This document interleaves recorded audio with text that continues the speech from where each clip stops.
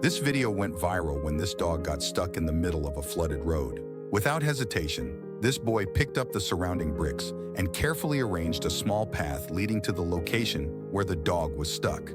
Step by step, the brick road gradually improved, bringing the boy closer to the poor dog. Finally, he reached the dog. Gently picking up the dog, the boy quickly moved it back to safety.